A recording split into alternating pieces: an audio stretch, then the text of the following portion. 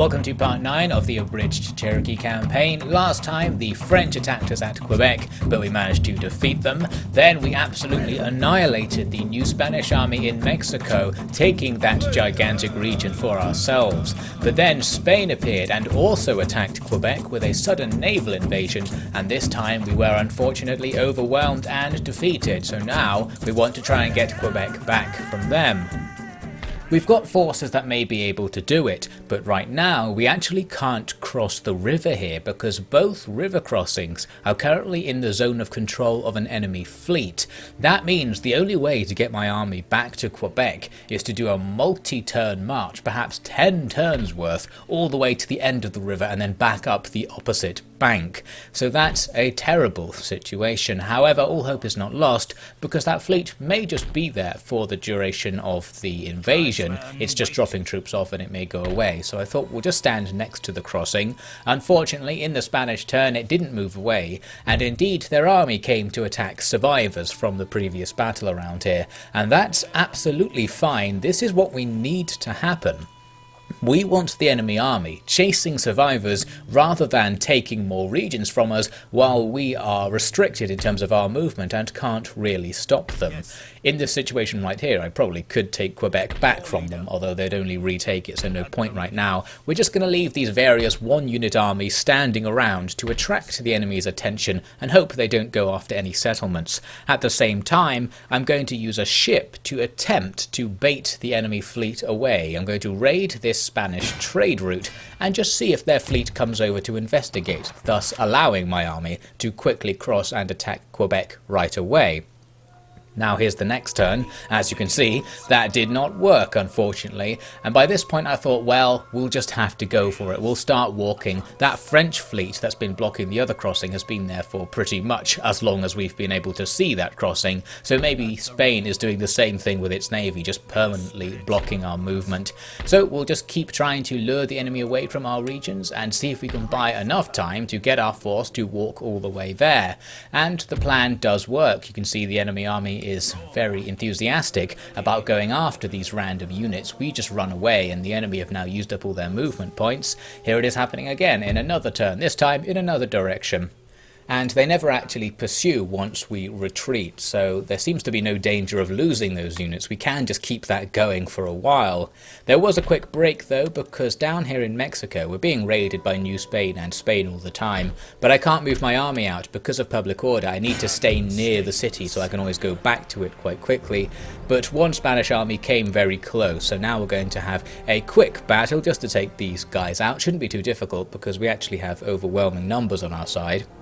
There are my men just creeping forwards. You can see the enemy are pulling the classic maneuver of having their artillery limbered in front of the army so they can't use it and it's vulnerable to attack. But I didn't go for it in this case because there was a unit nearby. I didn't want to get embroiled in anything right now, and there's a decent chance they're just not going to use that artillery anyway, so we can ignore it for the most part. On the other side of the battlefield, got surprised by some invisible gunmen. We can see that they're there now, but I didn't see at the time, and took some losses to my cav for it. I found though that if you select the cav and just double click on where the muzzle flashes were, it counts as an attack order even if you actually can't see the unit. So my men just charge, and then once they're close they do see the unit there. But it brings up the intriguing possibility that if you know the enemy army has hidden units in it, you can just select a unit and start giving random movement orders around the area where you think the enemy might have something, and if the sound effect turns to an attack sound effect, you know you've actually clicked on where a unit's hidden. Not sure if that works, but might be worth experimenting with.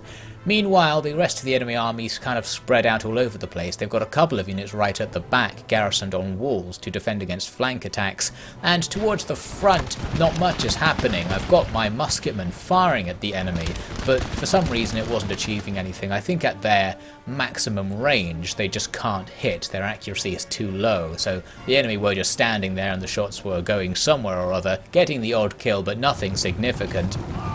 I began a cavalry attack at the back left of the enemy's army, hitting some exposed archers and drawing some enemy infantry into that fight as well.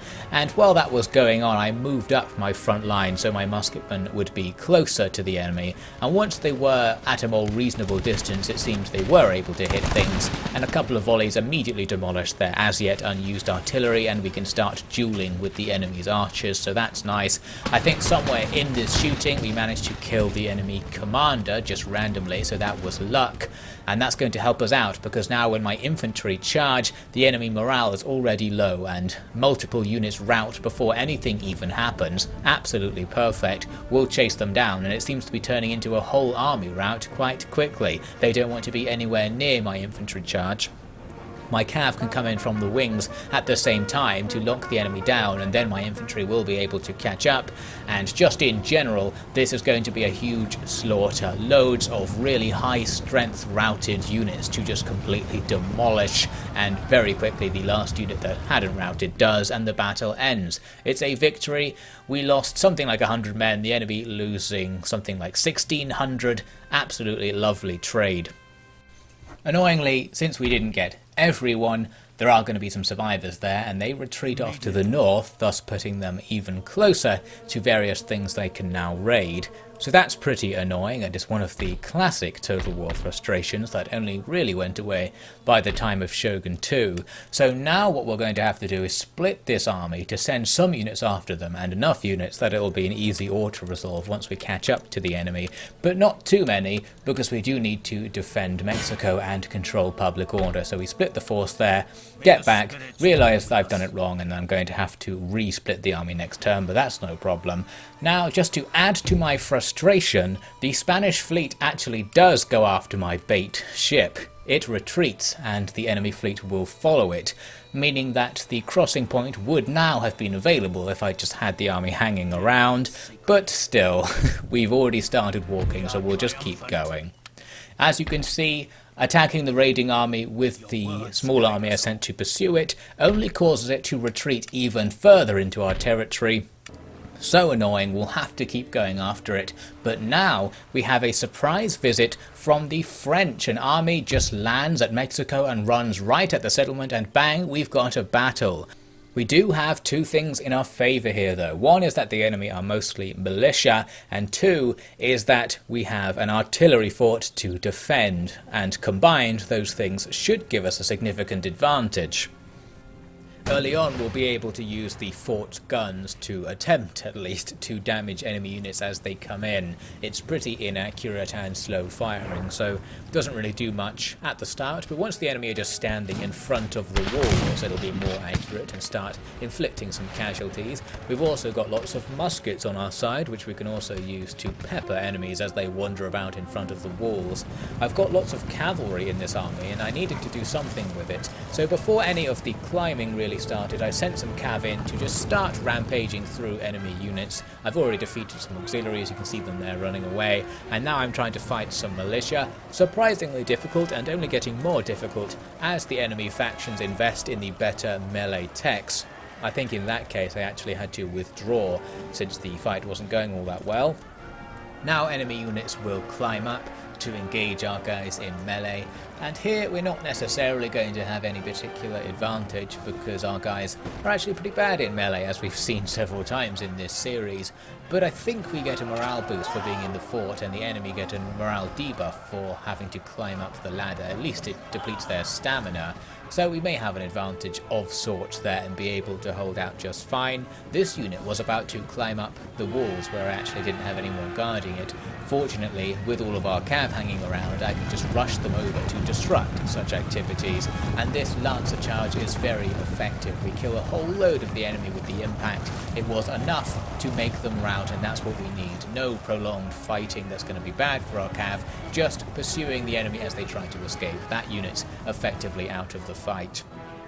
Across the rest of the fort, the bulk of the fighting will now be taking place as the enemy jump into our weird, glitchy formations. Fighting in forts does make the pathfinding and formation setups a bit worse than they usually are, so things get very messy and very weird quite often. But anyway, we are holding out quite well as things get going, and no sign that the enemy are going to make any significant breakthroughs. Some of my men decide to climb down the enemy ladders. They're feeling very brazen. They want to go and slap them with their musket butts. Well, that's up to them. I'm not sure it's the best idea, but if they've got the courage, then go for it. Now I'm going to use my cav to attack units that are already partially up the walls. This only partially works because your cav are a bit reluctant to attack units that are sort of on walls, but the AI kind of works out what to do and makes the attack. And in that case, it routes the enemies down below, and that also routes the guys up top, who are now just slaughtered by my weird amorphous blob of warriors. Over here, looks like we've defeated the enemy trying to climb up. They've made more progress in this sector, but we have enough troops left to keep them in place while other guys go to reinforce. Over here, a bit of a mixed bag by the looks of things, the enemy making some progress, and over here we're just demolishing them as they come over the walls. The enemy's casualties are enormous, and it only gets easier and easier to just mass rout things as time goes on. Plus my cav can just keep attacking anything that's around the bases to rout units. Everything down there gets slaughtered, and you can see the men who have escaped the fate of being in the cav blob below will now be forced to climb over the top into an infantry blob, which is even more scary by the looks of things, and they'll be disappearing into it and just being digested by our weird warrior creatures. And as you can see from the bodies on the floor, the exchanges we were getting there were quite favourable. The enemy were just demolished in their assault. There were still various units wandering around, so we had to wait for our muskets to shoot them or the enemy to just give up. And eventually we do get to that point. There's the victory. The enemy losing something like 10 times what we lost. A very favourable exchange, and their army crushed to the point when it can't threaten Mexico anymore.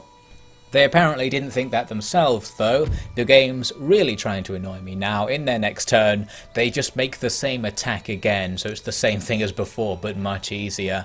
And I was thinking we don't need to fight this, even though we'll get a very good result. I'm going to risk the auto-resolve. I say risk, I'm using save scumming just in case it gives me something insane, because I have no faith in Empire's auto-resolving ability. But in the end it was something sensible, and the enemy go away for now.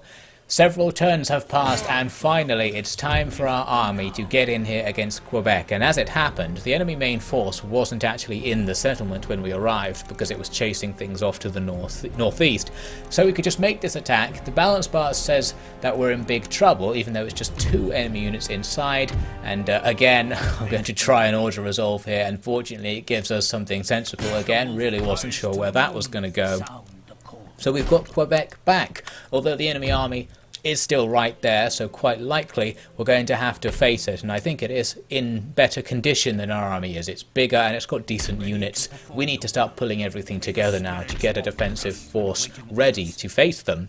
However, something unexpected happened. The few units the enemy had off to the west actually went to attack Montreal, and that's a pretty good idea. I've only got my garrison, a random general, and a random reinforcement unit in the area to take part in the fight, since I thought everything would happen up at Quebec. Still, they've only got 3 units themselves, and we've got something to work with, so nothing to really fear. We'll just have to make sure this goes well. I put all of my initial units in a hidden position, doing the usual strategy of drawing the enemy towards my commander. They sent their commander, their cavalry, ahead of their infantry, probably looking for a one-on-one fight here, but I do also have my reinforcement unit of warriors sneaking over to reinforce the cavalry's position. So once the enemy cav get close, I charge forwards, and then they immediately turn round. It seems they didn't really want to engage this cav unit, and now we end up with a slightly awkward melee where my guys are trying to engage the enemy, but they're also running away at the same time. The enemy are running away, I should say, so it doesn't really work properly. My warriors arrive to join the fight, but because the fight is gradually moving away at about the same speed they're following it, they're not actually going to be able to properly engage. So I ended up just running away and disengaging, thinking, well, we won't bother with that. But interestingly, once I disengaged, the enemy turned right around and re-engaged, so we ended up getting what we wanted to happen in the end. I think we had to take a rear attack or something from the enemy there to get it, but the enemy captain also died as the fight started, so I think that all went well. Although our warriors are having a worse time of it, you can see they've glitched out, so they couldn't join the fight, and now actually they're going to have a bit of a difficult time. I tried to get them to go back towards our commander, but they're stuck on the weird terrain features. There's some invisible, impassable terrain here or something, and they ended up bunching up and getting shot by the enemy's infantry as they started advancing up, so that went less than ideally. Still though, we're now going to do the exact same strategy with the enemy's infantry. First, I use my hidden units over here to draw one enemy unit away by just having them run about a bit in the forest and then go back into hiding.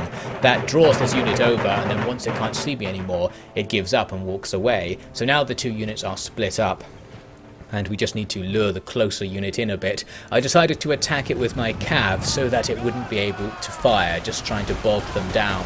Once the cav have made the charge, I'm going to right away order them to leave the fight, because I don't think the fight will actually go all that well, so we're going to force them out if we can, and that's just providing a general distraction for this unit while my infantry attempts to pathfind their way once again around these buildings to get into the fight themselves.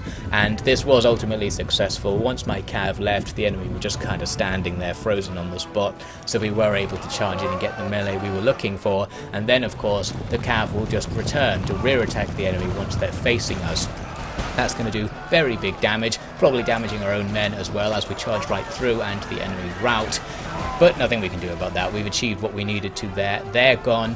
Now it's just the other unit of infantry to bring down. For this, I decided to use my garrison units, my armed tribesmen. They're just going to run at the enemy and see if they can make it before they get shot, since the enemy had to turn round.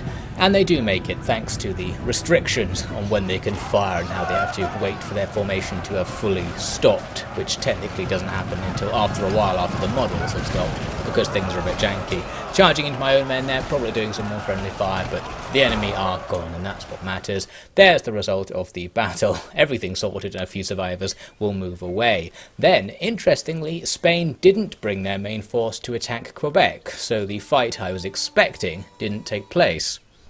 They're still sitting there in that port, and really I thought we might as well just leave them there. We can't use the port, and the more time that passes, the stronger we'll get in this area. We can replenish our damaged units and recruit new units. We do have the money to do that. So if we can just go even a couple of turns, I think things will get a lot easier for us. I do need to immediately go kill these survivors though, otherwise they'll be going around just destroying everything.